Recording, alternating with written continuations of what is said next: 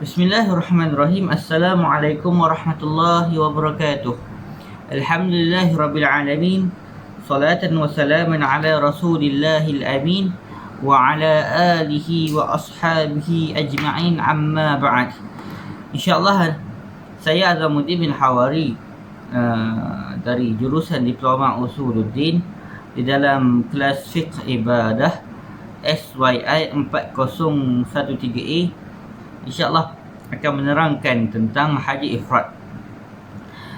Sebelum kita mendalami lebih lanjut tentang haji ifrad, kita pergi ke pengenalan dahulu, iaitu haji dari sudut bahasa ialah menuju ke suatu tempat. Al-Khadil berkata, maksud haji ialah banyak menuju kepada orang yang diagungkan, yakni Allah Subhanahu wa taala, dan Nabi Muhammad sallallahu alaihi wasallam. Dari sudut syarak ialah bermaksud pergi menuju ke Baitullah Al-Haram untuk menunaikan ibadah yang khusus dengan syarat-syarat khusus. Selanjutnya, kita ke haji ifrad.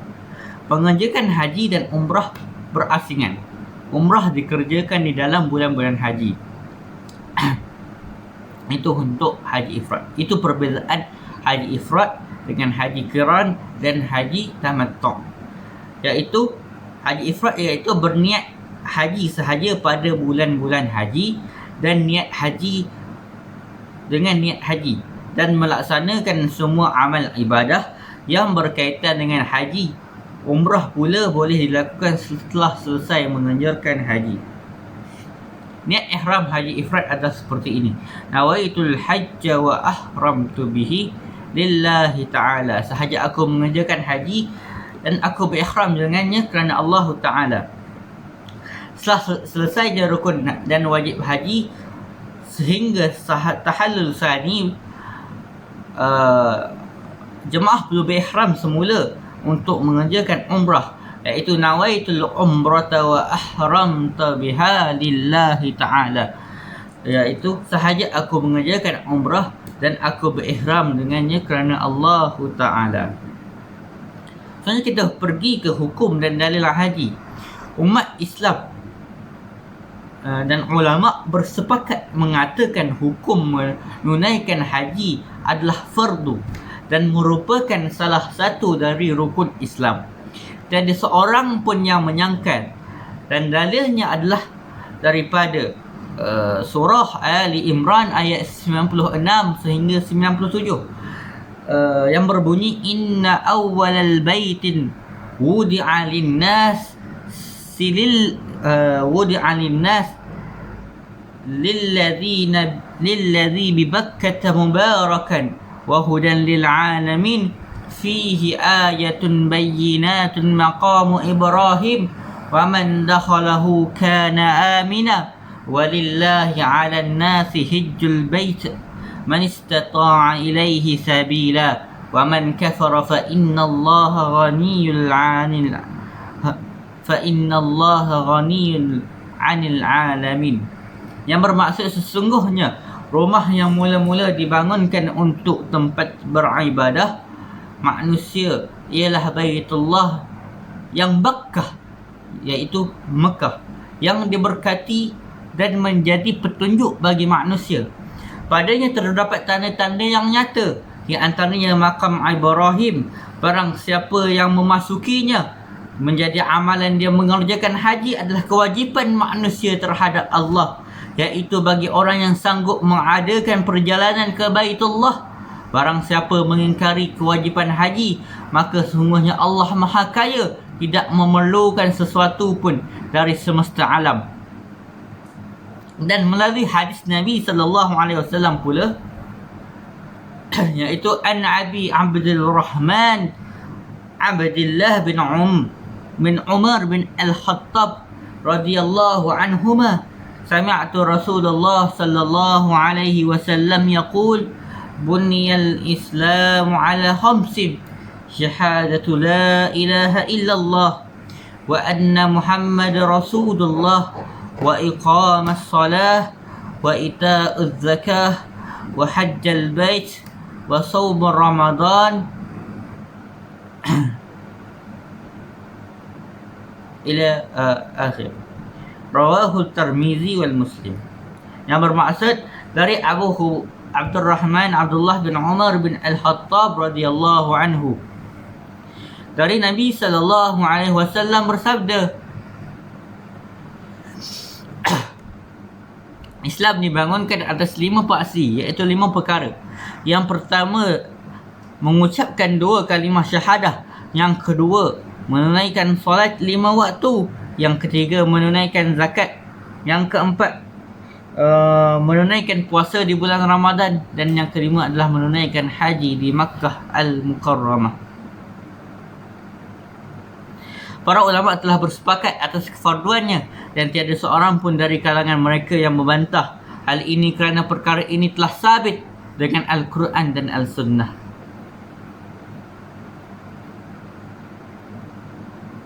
InsyaAllah untuk syarat sah haji, kita pergi ke syarat wajib haji dulu.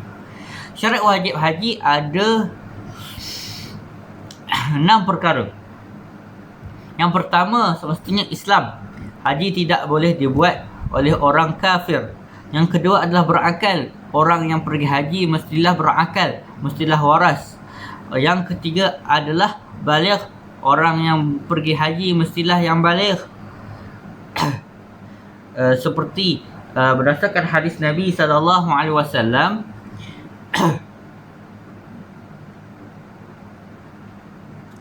diangkat kalam penulisan daripada 3 jenis manusia, iaitu daripada kanak-kanak sehingga dia balik, daripada orang yang tidur sehingga dia terjaga, dan daripada orang gila sehingga dia waras. Ini yang wajib haji.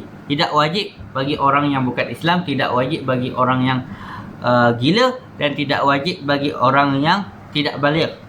Seterusnya, tidak wajib bagi orang yang iaitu hamba, dan wajib bagi orang yang merdeka. Sebenarnya perjalanan yang selamat. Sekiranya perjalanan yang tak selamat, tidak wajib baginya untuk pergi ke haji. Seperti Allah firmankan dalam Al-Quran, di dalam surah Al-Baqarah ayat 195, dan janganlah kamu sengaja menjatuhkan diri kamu ke dalam kebinasaan. Sebenarnya syarat wajib haji yang terakhir itu mampu. Berdasarkan firman Allah, walillahi 'alan nasi hajjul baiti man istata'a ilaihi sabila, iaitu mengerjakan haji adalah kewajipan manusia terhadap Allah, iaitu bagi orang yang mampu mengadakan perjalanan ke Baitullah. Surah Al-Imran ayat 97.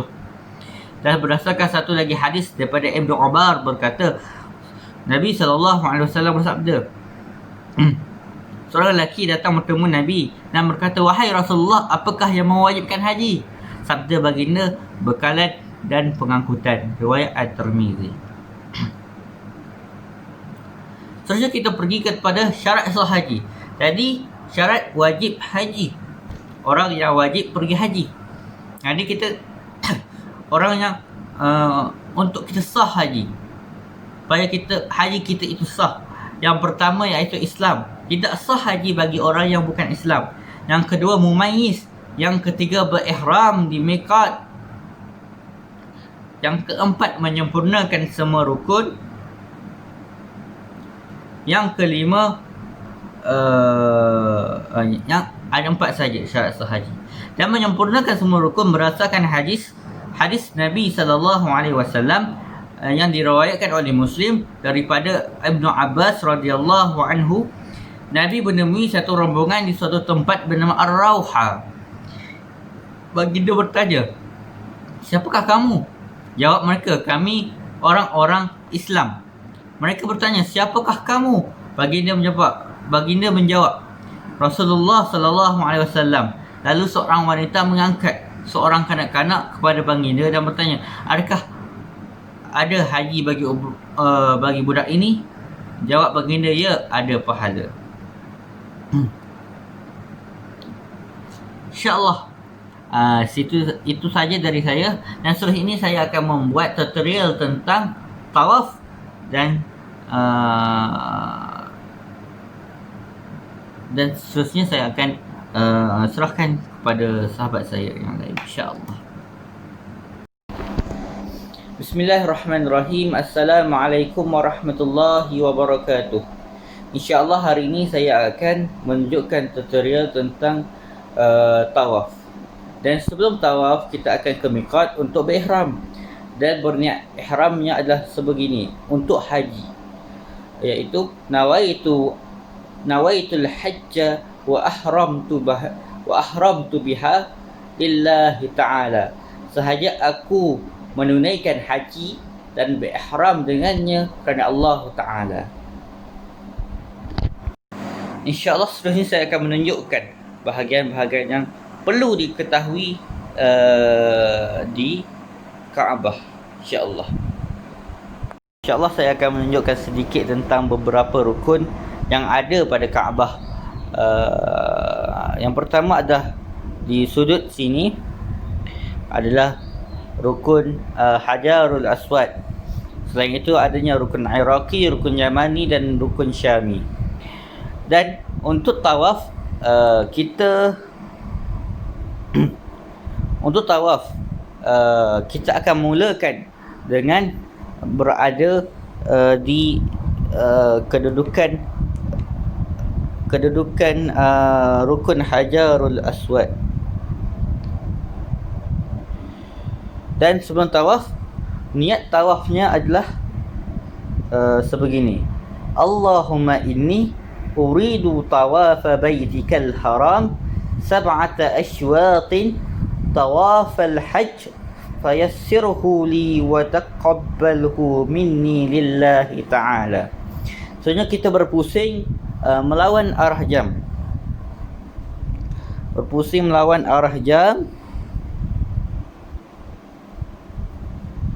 Dan kita sampai semula di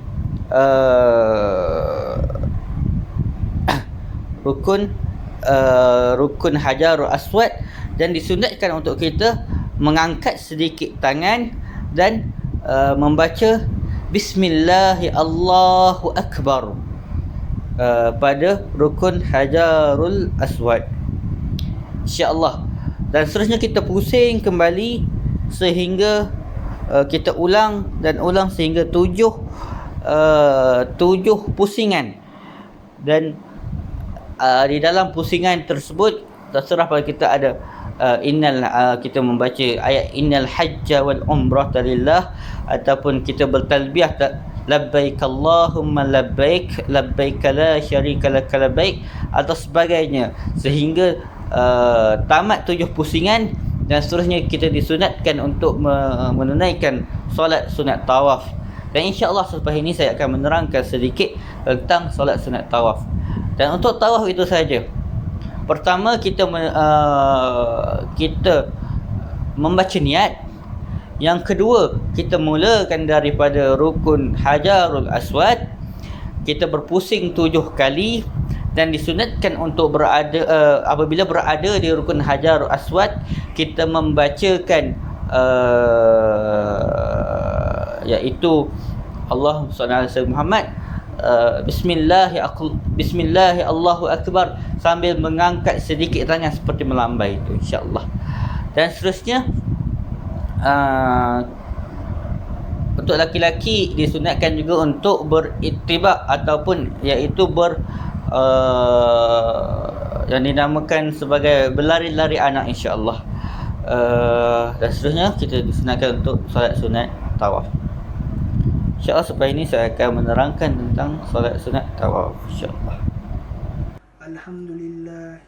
Alhamdulillah hamdan katsiran tayyiban mubarakan fih.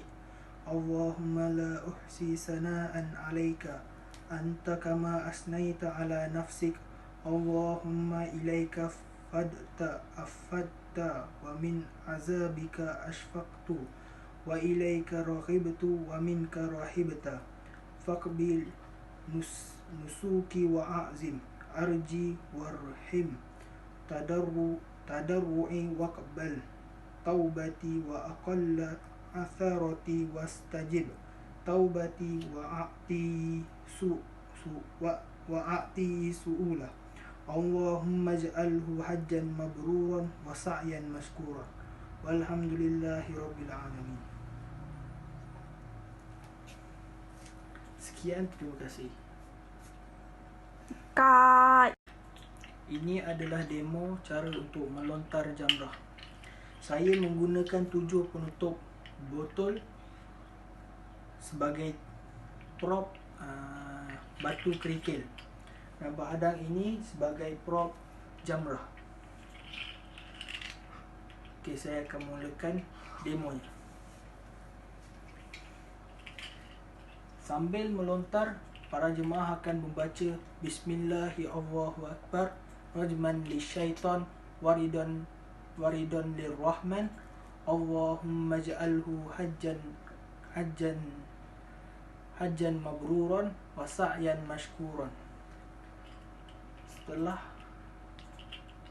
Setelah selesai melontar, para jemaah akan mencari tempat yang lapang dan menghadap kiblat untuk membaca doa.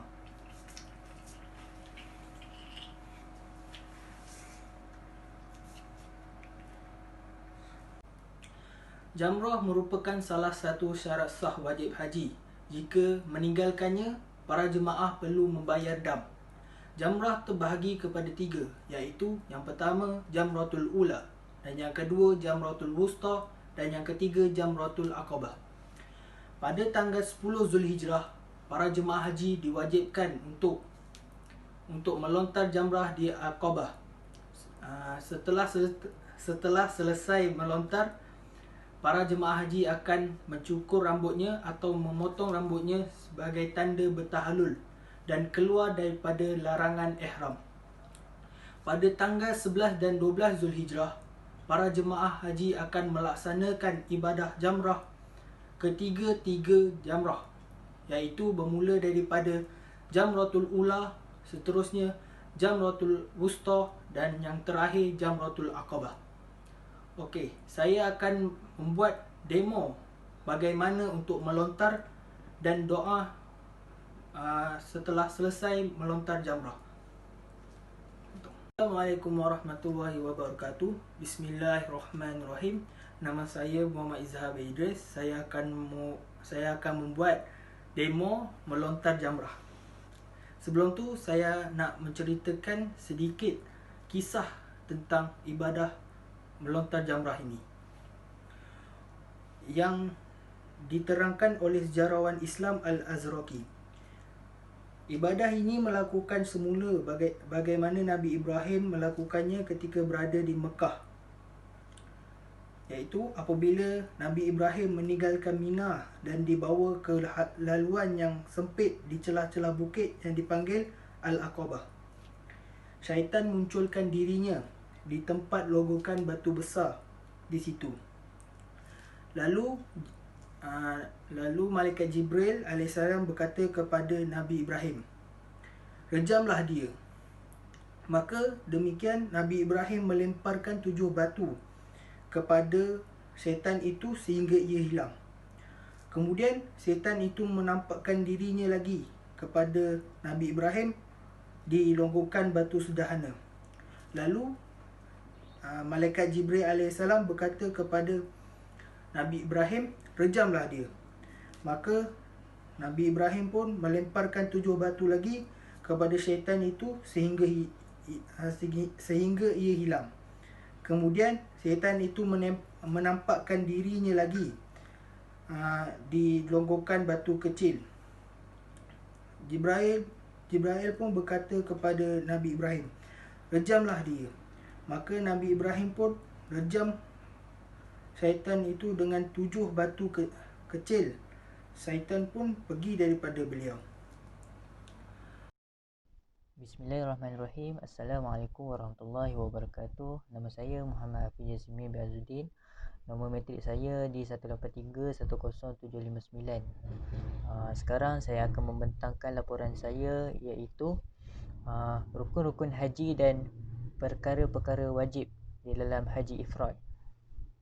Baik, kita pergi kepada rukun-rukun haji. Yang pertama, rukun haji ini mempunyai 6 rukun. Yang pertama, niat haji. Lafaz niat dia, nawaitul hajja wa ahramtu bihi lillahi ta'ala. Maksud niat, sahaja aku mengerjakan haji dan aku berihram dengannya kerana Allah Ta'ala. Yang kedua, wukuf. Wukuf ni dilaksanakan di Padang Arafah pada 9 Zulhijjah. Yang ketiga, tawaf haji. Yang rukun yang keempat ialah sa'i haji, bermula di Bukit Safa dan berakhir di Bukit Marwah. Dilakukan sebanyak 7 kali pusingan. Sunat bagi jemaah lelaki untuk berlari-lari anak. Ketika berada di Bukit Safa dan Marwah, hendaklah kita menghadap kiblat dan berkata Allahu Akbar, Allahu Akbar, Allahu Akbar walillahil hamd. Allahu Akbar ma hadana walhamdulillahi ala ma aulana la ilaha illallah wahdahu la syarikalah lahul mulku wa lahul hamd yuhyi wa yumit biyadihil khair wa huwa ala kulli syai'in qadir. Rukun yang kelima ialah bertahallul, iaitu bercukur atau bergunting. Yang rukun yang terakhir ialah tertib pada kebanyakan rukun.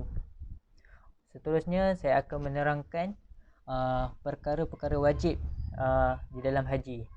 Yang pertama, niat ihram di miqat. Yang kedua, meninggalkan larangan-larangan ihram. Larangan-larangan ini bermula selepas kita berniat sehinggalah kita bertahallul. Yang ketiga, mabit di Muzdalifah.